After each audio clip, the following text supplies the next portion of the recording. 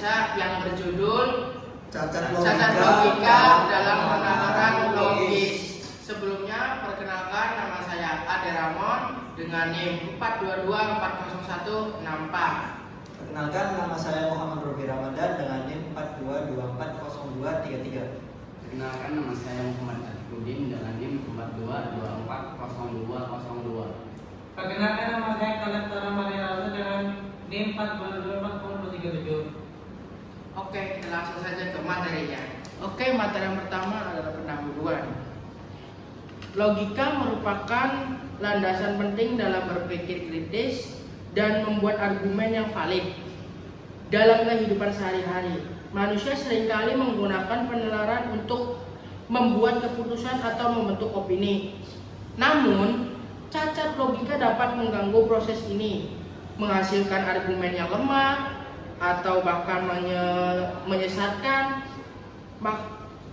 PowerPoint ini bertujuan untuk membahas jenis-jenis cacat logika, dampaknya, serta cara mengatasinya agar penalaran menjadi lebih akurat dan efektif. Materi yang kedua yaitu definisi cacat logika. Definisi cacat logika adalah kesalahan dalam penalaran yang menyebabkan argumen menjadi tidak valid atau lemah. Menurut Kopi dan Cohen 2014, cacat logika terjadi ketika struktur atau isi argumen tidak memenuhi prinsip-prinsip logika yang benar. Cacat logika dapat muncul dalam bentuk formal, kesalahan struktur atau informal, kesalahan konten atau konteks. Pemahaman tentang definisi ini penting untuk mengenali dan menghindari jebakan dalam berpikir. Ya, ini materi yang ketiga, jenis-jenis cacat logika formal cacat. Logika formal berkaitan dengan kesalahan dalam struktur argumen. Salah satu contohnya adalah kesalahan silogisme. Misalnya, argumen, jika hujan maka jalan basah, tidak hujan. Jadi, jalan tidak basah adalah cacat logika karena jalan bisa basah karena alasan lain.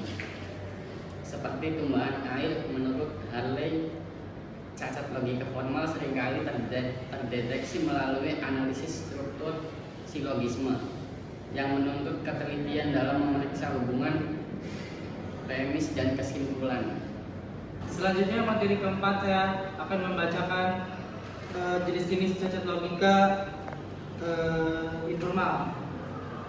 Cacat logika informal lebih sering terjadi dalam komunikasi sehari-hari dan berkaitan dengan isi argumen. Contohnya adalah ad hominem, yaitu menyerang karakter seseorang ahli argumennya, seperti mengatakan pendapatmu tidak valid karena kamu bukan ahli. Contoh lain adalah strawman, di mana seseorang memutarbalikkan argumen lawan untuk memudahkan penyerangan. Van Emeren dan Grutendorf menjelaskan bahwa cacat logika informal seringkali memanipulasi emosi atau mengalihkan fokus pada diskusi. Oke, materi yang kelima yaitu contoh cacat logika dalam kehidupan sehari-hari. Dalam kehidupan sehari-hari, debat politik cacat logika seperti false di mana dilema sering muncul. Misalnya, kamu harus memilih partai A atau partai B, tidak ada pilihan lain. Padahal, realita seringkali menawarkan lebih dari dua opsi. Contoh lain adalah slippery slope, di mana seseorang berargumen bahwa tindakan kecil akan menyebabkan konsekuensi ekstrim tanpa bukti yang kuat. Kasus-kasus ini menunjukkan betapa cacat logika dapat mempengaruhi persepsi publik.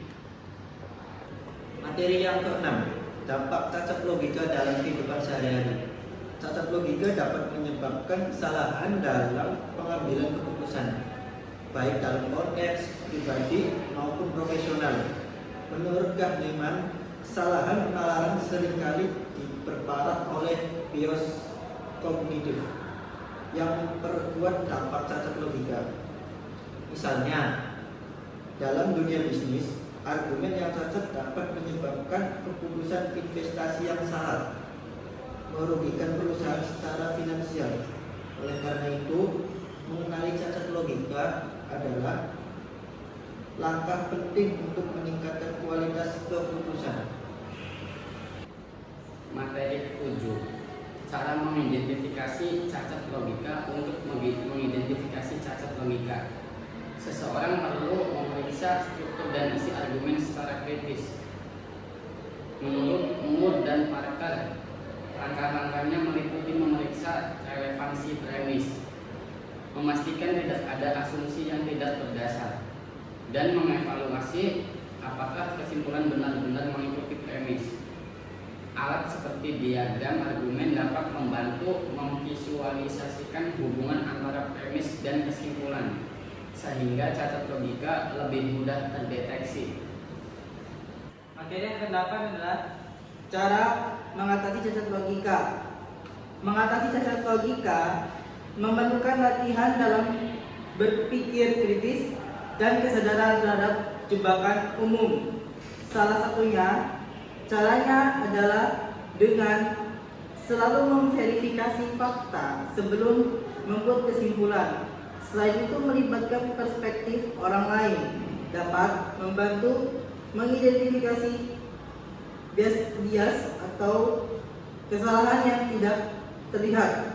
Copy dan Cohen menyarankan untuk menggunakan prinsip-prinsip logika formal sebagai panduan dalam membangun argumen yang kuat dan bebas dari cacat. Jadi kesimpulannya adalah seseorang dapat meningkatkan kemampuan berpikir kritis.